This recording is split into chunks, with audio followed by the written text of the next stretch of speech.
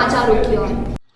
गौरतलब है कि सोमवार सुबह पुलिस को सूचना मिली थी कि स्कीम नंबर 155 मेन रोड के किनारे एक महिला खून से लथपथ पड़ी है।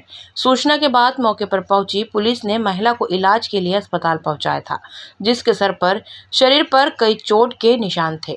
पुलिस ने आसपास के सीसीटीवी फुटेज खंगाले, जिसमें एक व्यक्ति संदिग्ध दिखाई दिया, जिसने महिला के साथ एक लोहे की टॉमी से सर पर और शरीर पर वार कर सोने चांदी के गहने लूटे थे और वहां से भाग निकला।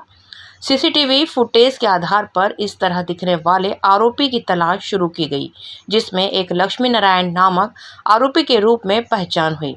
जब पुलिस टीम उसके घर मंडी द्वीप पहुंची तो वहां पर नहीं मिला। जब उसकी मोबाइल लोकेशन खंगाली तो सराफा क्षेत्र में आरोपी की लोकेशन मिली, जिसके आधार पर उसे धर दबोचा और पूछताछ में आरोपी ने पूरी घटना को अंजाम देना स्वीकार किया। आरोपी पर पूर्व में भी कई मामले दर्ज हैं। फिलहाल पकड़े गए आरोपी लक्ष्मी नारायण से पुलिस ने लूटा गया सारा माल बरामद कर लिया। सबसे इम्पोर्टेंट क्लू जो इस बार हमें मिला सीसीटीवी फुटेज से, वो ये था कि फुटेज में जो आदमी दिख रहा था उसकी उम्र 40 से 50 साल के बीच की दिख रही थी। वो एक वेल बिल्ट आदमी दिख रहा था। दूसरी चीज उसमें जो एक स्पष्ट रूप से समझ में आ रही थी कि उसके बाल जो सर पे थे वो कम थे। तो इसमें हमने एरोड्रम थाना क्षेत्र के जितने भी ऐसे बदमाश थे जिनका हमारे पास रिकॉर्ड था, जिनको ऐसी रूपरेखा से मिलते जुलते थे, उन लोगों को खंगालना शुरू किया था। इसमें सबसे पहले हम लोगों ने। सर, आरोपी का नाम क्या है और कहाँ का रहने वाला था, और घटना के समय सुबह 4:30 बजे वो इलाके में कहाँ घूम रहा था? इस आरोपी का नाम, जिसको अभी हमने गिरफ्त में लिया है, इसका नाम लक्ष्मी नारायण है। ये 52 साल का है और मंडीदीप का मूलतः जिला रायसेन का रहने वाला है। अभी तक की पूछताछ में ये पता चला है कि ये इंदौर अपने एक पुराने प्रकरण की पेशी में आया था और पेशी करने के बाद इसने सोचा कि मैं लूट कारित करता हूँ और लूट कारित करने के बाद मैं रायसेन वापस चला जाऊंगा तो पुलिस को पकड़ने में सफलता हासिल नहीं हो पाएगी। ये इसका मुख्य उद्देश्य समझ में आया है।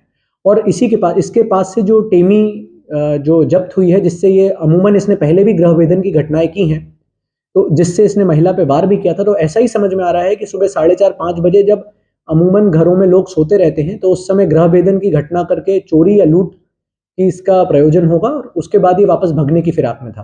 सर, आरोपी का जो चेहरा था वो शायद उसके बाल कम थे। 75 को आपने आइडेंटिफाई किया था, उसमें से किस तरह से इसको आरोपी को निकाला सर? ये बात सही है कि क्योंकि हमारे पास एक भी क्लियर फुटेज नहीं थी, आरोपियों को ढूंढने में थोड़ी सी मुश्किल हो रही थी कि एक भी हो सकते हैं और अधिक भी हो सकते हैं।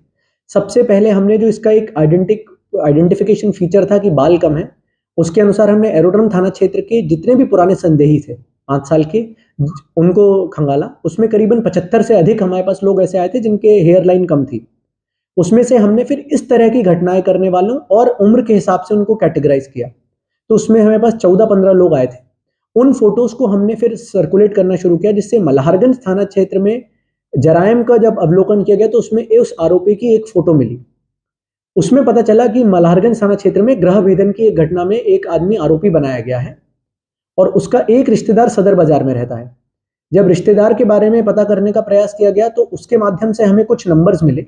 उन नंबर्स का हमने टेक्निकल डेटा निकाला, उनके मूवमेंट को ट्रैक किया और उसके बाद फिर हमने आरोपी को गिरफ्तार किया।